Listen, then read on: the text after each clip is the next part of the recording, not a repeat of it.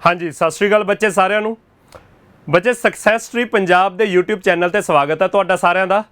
अपना 2-3 हफ्ते का समा हो गया ਜਦੋਂ ਆਪਾਂ रोज़ रात ਨੂੰ 9 ਵਜੇ ਆਪਣੇ इस यूट्यूब चैनल ਤੇ ਲਾਈਵ जुड़ते हैं, ਜਿਹਦੇ ਵਿੱਚ ਕਿ ਸਾਡੇ ਪੰਜਾਬ ਦੇ ਅਗਲੇ ਸਮੇਂ 'ਚ ਜਿੰਨੇ ਐਗਜ਼ਾਮਸ ਹੋਣੇ ਨੇ ਲਗਭਗ ਬੱਚੇ ਆਪਾਂ ਰੋਜ਼ ਉਹਨਾਂ ਐਗਜ਼ਾਮਸ ਦੀ ਗੱਲ ਕਰਦੇ ਹਾਂ ਕਿ ਕੁਝ ਸਾਡੇ ਪੀਪੀਐਸਸੀ ਨੇ ਕੰਡਕਟ ਕਰਨੇ ਐਗਜ਼ਾਮਸ, ਕੁਝ ਸਾਡੇ PSSB ਨੇ ਕੰਡਕਟ ਕਰਨੇ ਆ, ਕੁਝ ਸਾਡੇ ਐਗਜ਼ਾਮਸ ਡੇਲੀ ਡਿਸਕਸ ਹੁੰਦੇ ਆ ਕਿ ਇਹਨਾਂ ਦੀ ਅਗਲੇ ਸਮੇਂ ਦੇ ਵਿੱਚ ਆਪਾਂ ਨੋਟੀਫਿਕੇਸ਼ਨ ਦੇਖਾਂਗੇ ਤਾਂ ਅਗਲੇ 4-6 ਮਹੀਨਿਆਂ ਦੇ ਵਿੱਚ ਉਹ ਵੀ ਐਗਜ਼ਾਮਸ ਹੋਣੇ ਆ। ਤਾਂ तमाम ਜਿਹੜੇ ਐਗਜ਼ਾਮਸ ਆਪਾਂ ਪੰਜਾਬ ਦੇ ਅਗਲੇ 6-7 ਮਹੀਨਿਆਂ 'ਚ ਦੇਖਣੇ ਆ ਉਹਨਾਂ ਦੀ ਪਹਿਲਾਂ ਪੂਰੀ ਸਿਲੇਬਸ ਦੀ ਤਿਆਰੀ ਕਰਨ ਦੇ ਲਈ ਆਪਣਾ ਸਕਸੈਸ ਟਰੀ ਦੇ ਉੱਤੇ ਮਾਸਟਰ ਕੋਰਸ ਦਾ ਬੈਚ ਚੱਲਿਆ, ਜਿਹਦੇ ਵਿੱਚ ਆਪਾਂ ਸਬਜੈਕਟ ਵਾਈਜ਼ ਸਾਰਾ ਸਿਲੇਬਸ ਕਵਰ ਕਰ ਰਹੇ ਹਾਂ।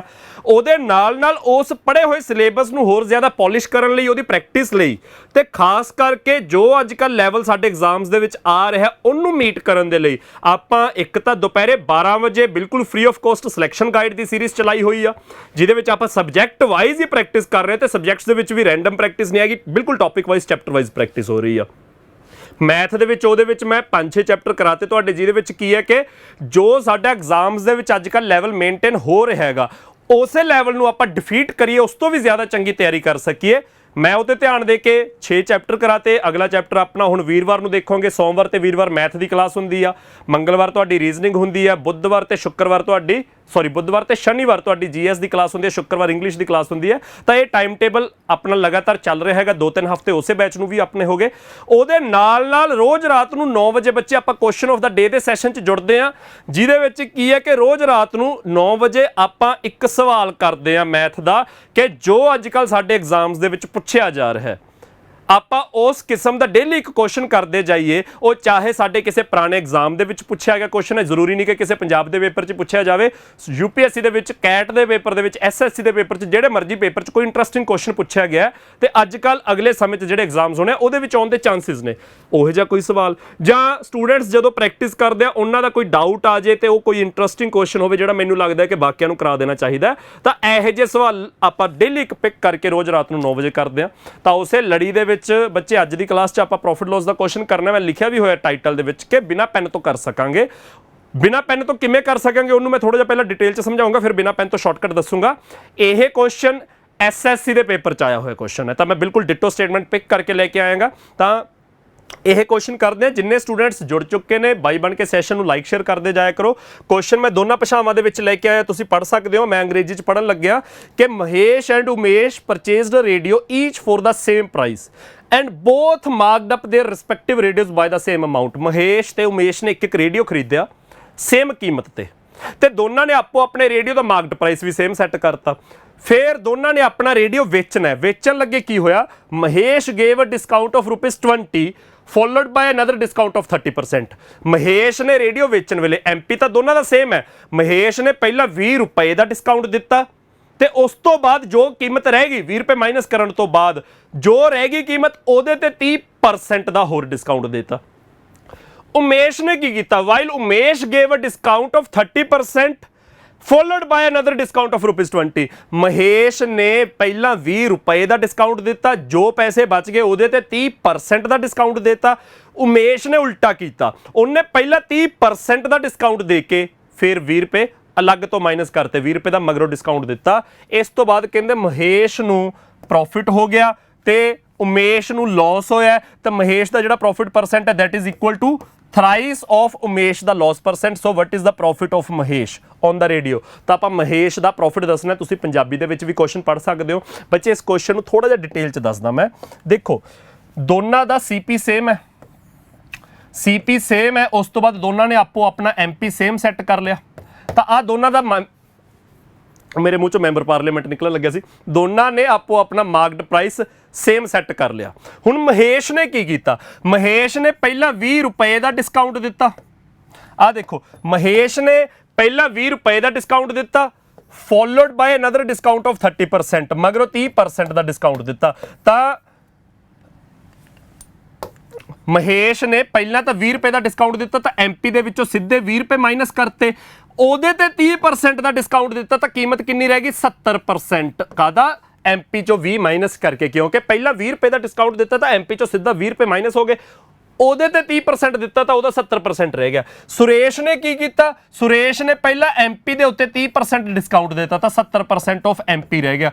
ਉਹਦੇ ਵਿੱਚੋਂ ਅਲੱਗ ਤੋਂ 20 ਰੁਪਏ ਮਾਈਨਸ ਕੀਤੇ ਤਾਂ ਇੱਥੇ ਬ੍ਰੈਕਟ ਲੱਗੀ ਹੋਈ ਹੈ ਕਿ ਜਿਹੜਾ 70% ਰਹਿ ਗਿਆ ਉਹ ਐਮਪੀ ਮਾਈਨਸ 20 ਦਾ ਰਹਿ ਗਿਆ। ਉੱਥੇ ਜਿਹੜਾ 70% ਹੈ ਉਹ ਪੂਰੇ ਐਮਪੀ ਦਾ, ਕਿਉਂਕਿ ਪਹਿਲਾਂ 30% ਦਾ ਡਿਸਕਾਊਂਟ ਦਿੱਤਾ ਤਾਂ ਓਵਰਆਲ ਐਮਪੀ ਜਿੰਨਾ ਵੀ ਆ ਉਹਦੇ ਤੇ 30% ਦਾ ਡਿਸਕਾਊਂਟ ਦਿੱਤਾ, ਯਾਨੀ ਕਿ 70% ਰਹਿ ਗਿਆ। 20 ਰੁਪਏ ਦਾ ਮਗਰੋਂ ਡਿਸਕਾਊਂਟ ਦਿੱਤਾ ਤਾਂ ਅਲੱਗ ਤੋਂ 20 ਰੁਪਏ ਮਾਈਨਸ ਹੋ ਗਏ। ਇੱਥੇ ਕਹਿੰਦੇ ਪ੍ਰੋਫਿਟ ਹੋ ਗਿਆ, ਇੱਥੇ ਕਹਿੰਦੇ ਲਾਸ ਹੋ ਗਿਆ। ਬੱਚੇ ਤੁਸੀਂ ਹੋਰ ਕੁਝ ਨਹੀਂ ਦੇਖਣਾ, ਤੁਸੀਂ ਇਹ ਦੇਖੋ ਪਹਿਲੇ ਕੇਸ ਦੇ ਵਿੱਚ ਕੀ ਹੋ ਰਿਹਾ। ਐਮਪੀ ਦਾ ਤਾਂ 70% ਹੋ ਰਿਹਾ, ਐਮਪੀ ਦਾ ਤਾਂ 70% ਹੋ ਰਿਹਾ, ਐਮਪੀ ਦਾ 70% ਇੱਥੇ ਵੀ ਹੋ ਰਿਹਾ। ਜੇ ਆਪਾਂ ਬ੍ਰੈਕਟ ਖੋਲਾਂਗੇ ਤਾਂ ਐਮਪੀ ਦਾ 70% ਇੱਥੇ ਵੀ ਹੋ ਰਿਹਾ ਹੈ।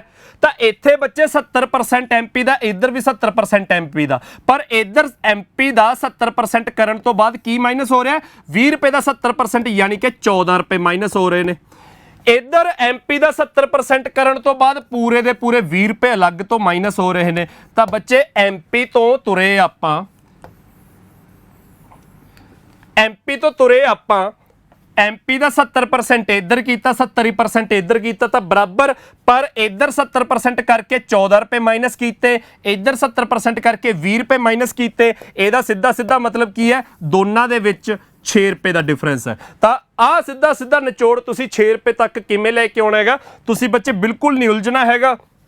ਇੱਕ 20 ਰੁਪਏ ਦੀ ਕੀਮਤ ਹੈ, ਇੱਕ 30% ਦੀ ਕੀਮਤ ਹੈ, ਤਾਂ 30% ਆਫ 20 ਰੁਪਏ ਕਰ ਲਓ, ਕਹਾਣੀ ਨਿਬੜ ਗਈ ਤੁਹਾਡੀ। 30% ਆਫ 20 ਰੁਪਏ ਕਰ ਲਓ, ਉਹ ਤੁਹਾਡੇ ਦੋਵਾਂ ਬੰਦਿਆਂ ਦੇ ਸੈਲਿੰਗ ਪ੍ਰਾਈਸ ਦੇ ਵਿੱਚ ਡਿਫਰੈਂਸ ਆ ਜਾਊਗਾ। ਇੱਥੇ ਆ ਸੈਲਿੰਗ ਪ੍ਰਾਈਸ ਦੇ ਵਿੱਚ ਡਿਫਰੈਂਸ ਆਇਆ ਨਾ, ਇਹਦਾ ਕੀ ਆ ਗਿਆ ਸੈਲਿੰਗ ਪ੍ਰਾਈਸ, ਐਮਪੀ ਦਾ 70% ਉਹ ਚੋਂ 14 ਮਾਈਨਸ, ਇਹਦਾ ਐਮਪੀ ਦਾ 70% ਉਹ ਚੋਂ 20 ਮਾਈਨਸ, ਯਾਨੀ ਕਿ ਸਿਰਫ 6 ਰੁਪਏ ਦਾ ਡਿਫਰੈਂਸ ਹੈ। ਤਾਂ ਉਹ 6 ਰੁਪਏ ਦਾ ਡਿਫਰੈਂਸ ਤੁਹਾਡਾ ਸਿੱਧਾ ਆ ਜਾਊਗਾ। 30% ਆਫ 20 ਕਰ ਲਓ 6। ਤਾਂ ਇਸ ਤੋਂ ਬਾਅਦ ਬੱਚੇ ਤੁਸੀਂ ਧਿਆਨ ਨਾਲ ਦੇਖੋ,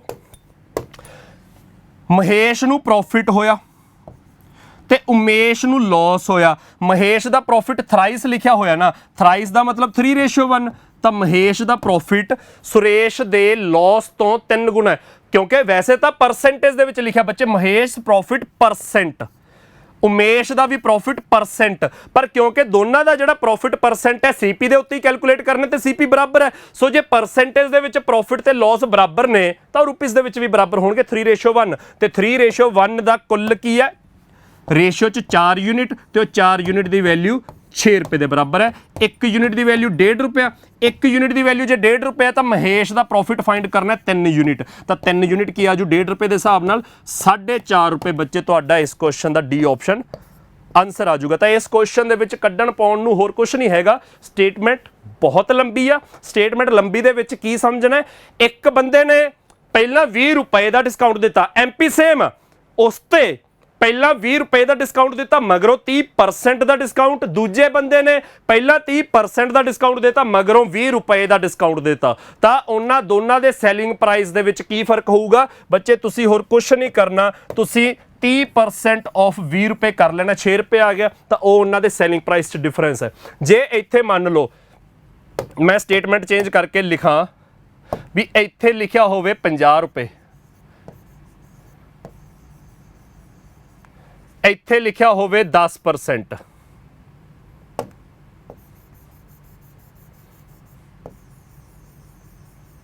ਇੱਥੇ ਬੱਚੇ 50 ਰੁਪਏ, ਇੱਥੇ 10% ਲਿਖਿਆ ਹੋਵੇ, ਫਿਰ ਇੱਥੇ ਵੀ 50, ਇੱਥੇ 10% ਆ ਗਿਆ ਤੇ 50 ਰੁਪਏ ਆ ਗਿਆ, ਇੱਧਰ ਵੀ ਸੇਮ ਹੀ ਲਿਖਿਆ ਹੋਵੇ ਤਾਂ ਇੱਥੇ ਆ ਗਿਆ 10%, ਇੱਥੇ ਆ ਗਿਆ 50 ਰੁਪਏ। ਤੁਹਾਡੇ ਕੁਐਸਚਨ ਦੇ ਵਿੱਚ ਬੱਚੇ ਬਿਲਕੁਲ ਫਰਕ ਨਹੀਂ ਪਿਆ, ਤੁਸੀਂ ਕੀ ਕਰਨਾ, 10% ਆਫ 50 ਰੁਪਏ, 5 ਰੁਪਏ ਦਾ ਡਿਫਰੈਂਸ ਆ ਜਾਊਗਾ। ਤਾਂ ਤੁਸੀਂ ਇਹਨਾਂ ਸਵਾਲਾਂ ਦੇ ਵਿੱਚ ਬਿਲਕੁਲ ਹੋਰ ਕੁਝ ਨਹੀਂ ਕਰਨਾ, ਪਹਿਲਾਂ 20 ਰੁਪਏ ਦਾ ਡਿਸਕਾਊਂਟ ਮਗਰੋਂ 30% ਹੈ, ਦੂਜੇ ਦਾ ਪਹਿਲਾਂ 30% ਹੈ ਮਗਰੋਂ 20 ਰੁਪਏ ਹੈ, ਤਾਂ 30% ਆਫ 20 ਰੁਪਏ ਕੱਢ ਲਓ, ਉਹ ਆ ਗਿਆ 6 ਰੁਪਏ। ਤਾਂ ਦੋਨਾਂ ਦੇ ਸੈਲਿੰਗ ਪ੍ਰਾਈਸ 'ਚ 6 ਰੁਪਏ ਦਾ ਡਿਫਰੈਂਸ ਹੈ।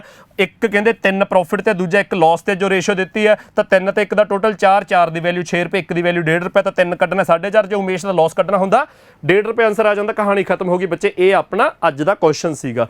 ਤਾਂ ਇਸੇ ਤਰ੍ਹਾਂ ਰੋਜ਼ ਰਾਤ ਨੂੰ 9 ਵਜੇ ਆਪਾਂ ਇਸ ਸੈਸ਼ਨ ਦੇ ਵਿੱਚ ਮਿਲਿਆ ਕਰਾਂਗੇ ਕੁਐਸਚਨ ਆਫ ਦਾ ਡੇ, ਜਿਹਦੇ ਵਿੱਚ ਕਿ ਕੁਛ ਵੀ ਚੰਗੇ ਲੈਵਲ ਦੇ ਜਿਹੜੇ ਕੁਐਸਚਨ ਨੇ, ਚੰਗੇ ਲੈਵਲ ਦੇ ਕੁਐਸਚਨਸ ਤੋਂ ਮੇਰਾ ਭਾਵ ਇਹੀ ਹੁੰਦਾ ਹੈ ਕਿ ਆਪਾਂ ਕੁਛ ਇੰਟਰਸਟਿੰਗ ਕੁਐਸਚਨਸ, ਟਿਪੀਕਲ ਕੁਐਸਚਨ ਜਿਹੜੇ ਦੇਖ ਕੇ ਵੀ ਪਤਾ ਲੱਗੇ ਕਿ ਯਾਰ ਕਮਾਲ ਦਾ ਕੁਐਸਚਨ ਹੈ, ਜਿਨ੍ਹਾਂ ਦੇ ਵਿੱਚ ਥੋੜਾ ਜਿਹਾ ਦਿਮਾਗ ਲੱਗੇ, ਤਾਂ ਇਹੋ ਜਿਹੇ ਸਵਾਲ ਲੈ ਕੇ ਰੋਜ਼ ਰਾਤ ਨੂੰ 9 ਵਜੇ ਮਿਲਿਆ ਕਰਾਂਗੇ। ਸੈਸ਼ਨ ਨੂੰ ਬਾਈ ਬਣ ਕੇ ਲਾਈਕ ਤੇ ਸ਼ੇਅਰ ਕਰਦੇ ਜਾਇਆ ਕਰੋ। ਅਗਲੇ ਸੈਸ਼ਨ ਦੇ ਵਿੱਚ ਮਿਲਾਂਗੇ ਬੱਚੇ। Thank you.